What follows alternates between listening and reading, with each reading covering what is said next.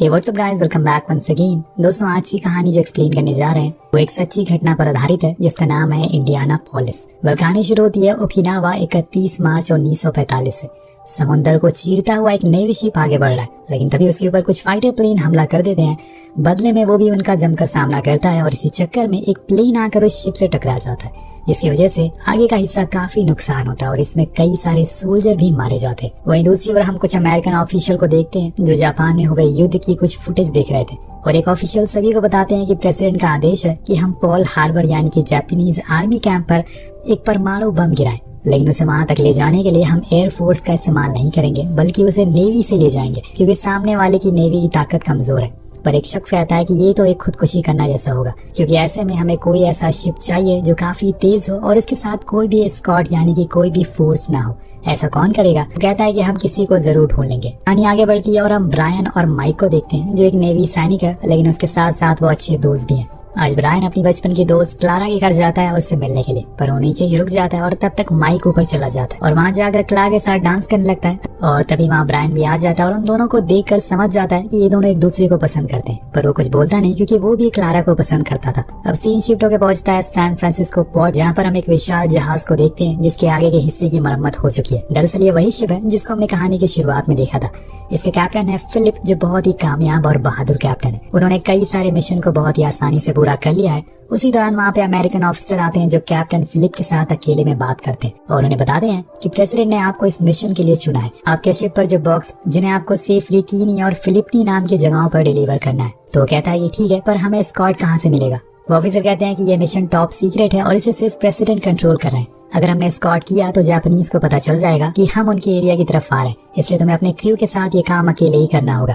ये कैप्टन के लिए थोड़ा डरावना था क्योंकि किसी भी समय उन्हें जापानीज हमला कर सकते थे और उस समय उनके पास कोई कवर नहीं होगा। उधर हम देखते हैं कि ब्रायन और माइक को भी इस मिशन के लिए अपॉइंट कर लिया गया है, लेकिन जाने से पहले माइक क्लारा को शादी के लिए प्रपोज करना चाहता है, इसलिए वो उसके डैड से मिलना चाहता है, पर वहाँ उसकी बेइज्जती हो जाती है, जिस वजह से वो बाहर आ जाता है और वहाँ पर उसके कुछ साथी आपस में लड़ाई हो जाती है, जिन्हें छुड़ाने के लिए वो उनके पास जाता है। पर उसी दौरान उसके पॉकेट से वो रिंग गिर जाती है जो असल में क्लारा के लिए लाया था।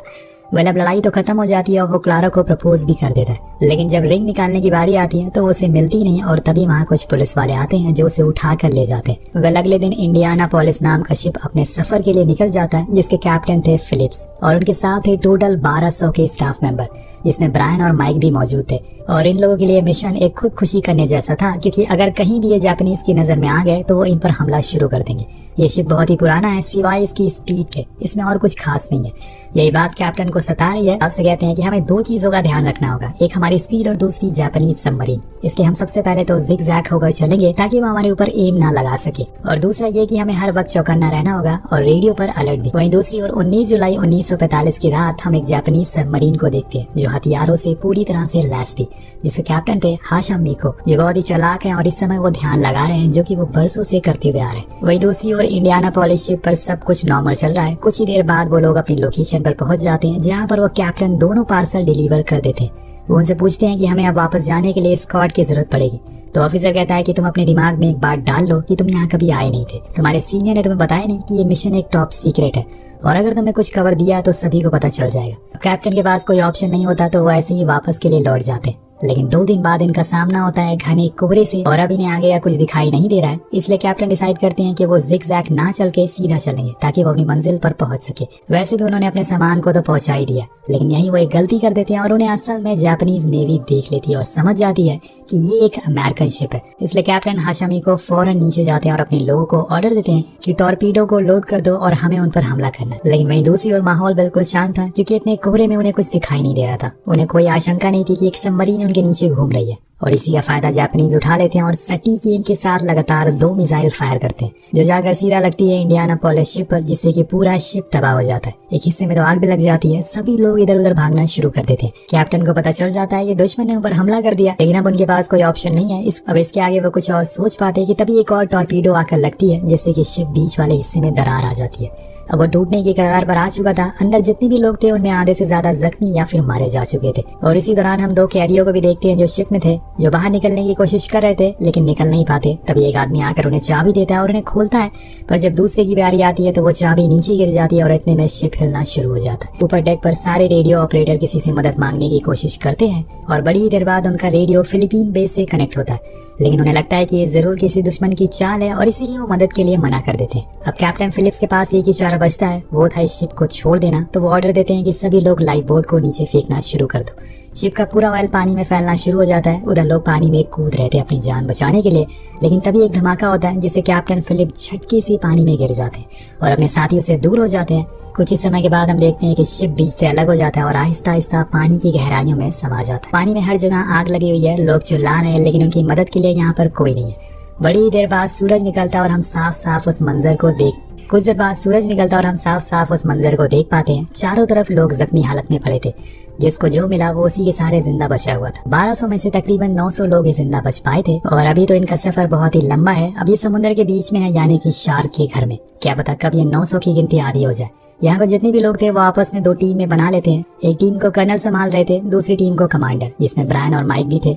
अब लेफ्टिनेंट ऑर्डर देते हैं कि लाइफ बोट पर सिर्फ जख्मी और ऑफिसर ही बैठेंगे, जो बाकी लोग हैं वो नीचे रहेंगे। इसी दौरान हम कुछ सोल्जर को देखते हैं जो बहुत ज्यादा जख्मी थे। उनका खून पानी में बह रहा था और इसी चक्कर में वहाँ पर कुछ शार्क आ जाती हैं, जो बहुत से लोगों को खींचकर अपने साथ ले जाती हैं, जिससे कि वहाँ पर अफरा तफरी मच जाती है। ऐसे में कुछ और शार्क इनकी तरफ बढ़ना शुरू करती हैं, क्योंकि आज इनकी दावत होने वाली है। उधर कैप्टन जो धमाके के बाद अलग हो गए थे, वो तैरते हुए एक राफ्ट के पास आते हैं जिसमें 2 सोल्जर थे और दोनों ही जख्मी हालत में थे। एक का तो पैर उसके हाथ में था। अब ये देखकर वो फौरन उसे पेन किलर देते हैं और फिर आगे क्या करना है सोचने लगते हैं।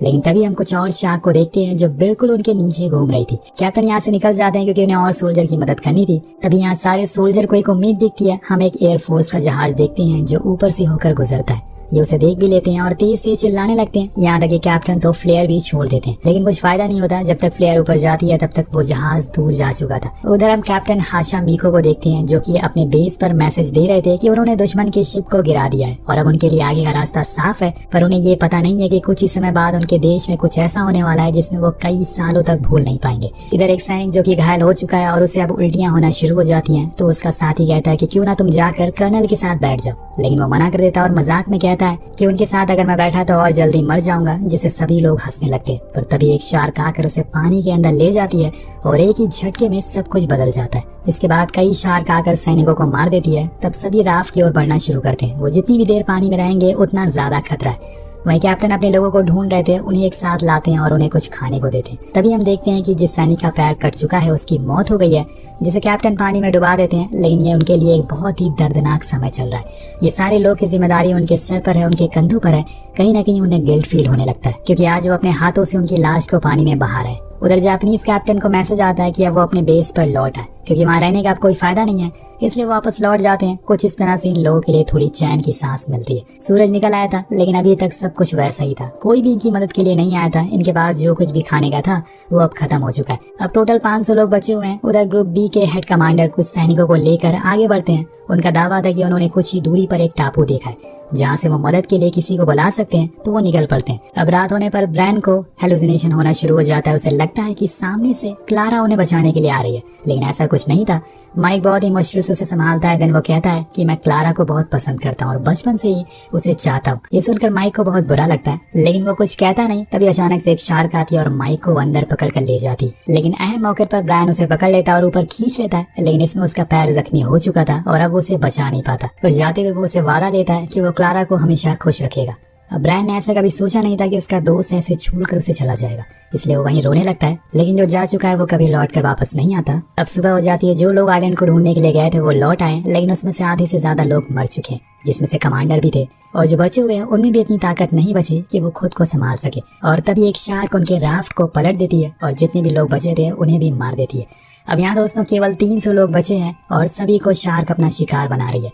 किसी को भी अब उम्मीद नहीं है कि वो खुद को बचा पाएंगे, क्योंकि अगर वो शार्क से बच भी गए तो भूख और प्यास से मारे जाएंगे। इसलिए सब लोग गॉड का नाम लेते रहते हैं, क्या पता कुछ चमत्कार हो जाए। और तभी एक चमत्कार होता है। कुछ ही देर बाद एक प्लेन उनके ऊपर से गुजरता है और उन्हें नीचे लोग नहीं बल्कि ऑयल दिखता है, जिससे कि उन्हें लगता है कि शायद कोई जापानीज सबमरीन नीचे है। इसलिए वो मिसाइल लोड करते हैं। पर उसी समय को पायलट को कुछ ही दूरी पर कई लोग दिखते हैं जिनके यूनिफॉर्म पर अमेरिकन फ्लैग था। जिससे कि वो समझ जाता है कि वो उन्हीं के लोग हैं और फौरन अपने बेस पर मैसेज देता है कि वो नीचे कुछ खाने पीने का सामान ले जाए। थोड़ी देर में एक बड़ा प्लेन उस लोकेशन पर जाता है जिसके अंदर कैप्टन एड्रियान थे, लेकिन तभी उन्हें ऑर्डर आता है कि पानी में लैंड नहीं करना है, लेकिन वो उनकी बात नहीं सुनते और वो वहीं उतर जाता है। सभी सैनिकों को अपने प्लेन के विंग पर बैठा लेते हैं, पर वो उन्हें लेकर उड़ नहीं सकते।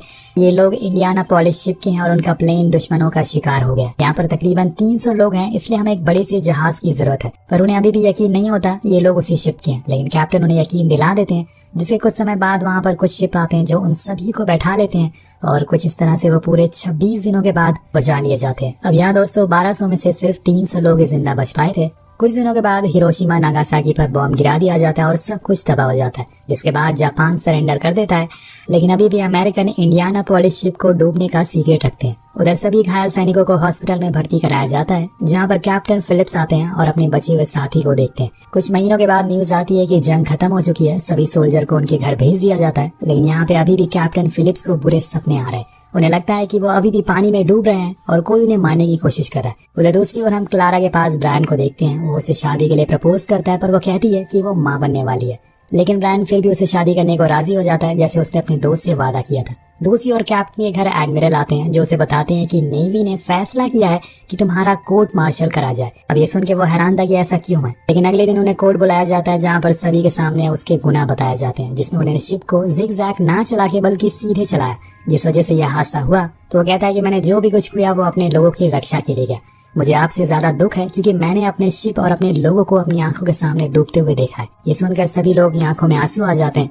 तभी वहाँ पे हाशामिको भी आता है, जो जापानीज नेवी का कैप्टन था। वो सभी के सामने कबूलता है कि अगर अमेरिकन शिप जिग-जैग भी चलता तो बच नहीं पाता, क्योंकि हम उसके बहुत ही करीब थे और हमने 6 टॉर्पीडो फायर किए। अब ये सब सुनने के बाद फैसला लिया जाता है कि फिलिप नॉट गिल्टी है, लेकिन फिलिप्स को नेवी से बाहर निकाल दिया जाता है। हम कुछ लोगों को बाहर देखते हैं जो फिलिप्स के खिलाफ विरोध भी कर रहे थे। अब सेशन के बाद हाशामिको और फिलिप्स आपस में मिलते हैं। दोनों की आंखें नम थी। उनको ये अच्छे से पता था कि जो उन्होंने किया वो गलत था। अगर फिलिप्स उस परमाणु बम को अपनी जगह पर नहीं पहुंचाते तो आज शायद जापान के लाखों लोग जिंदा होते। अगर हाशामिको ऑर्डर नहीं देते तो आज कई सारे अमेरिकन सैनिक भी जिंदा होते। लेकिन दोस्तों कहीं न कहीं दोनों को पता था कि उन्होंने अपनी ड्यूटी निभाई है, लेकिन इंसानियत के लिए दोनों को पछतावा होता है। दोनों अपने अपने रास्ते निकल जाते हैं, लेकिन कैप्टन के मन में उस दिन के बाद से एक गिल्ट बैठ गया। शायद उन्हें इस बात का अंदाजा हो चुका था कि अगर वो उस दिन उस पार्सल को डिलीवर करने के लिए नहीं जाते तो आज परमाणु बम नहीं फटता। वो खुद को उनकी मौत का कारण मान रहे थे और इसलिए वो अपने घर में खुदकुशी कर लेते, जिसके साथ ये कहानी का अंत हो जाता है। दोस्तों ये कहानी से यही सीख मिलती है कि वॉर यानी कि जंग हमेशा तबाही लाती है, चाहे किसी की भी जीत क्यों ना हो। अगर आपको ये कहानी कैसी लगी नीचे कमेंट करके जरूर बताएगा। मिलते हैं आपसे अगली वीडियो में। Thank you so much watching.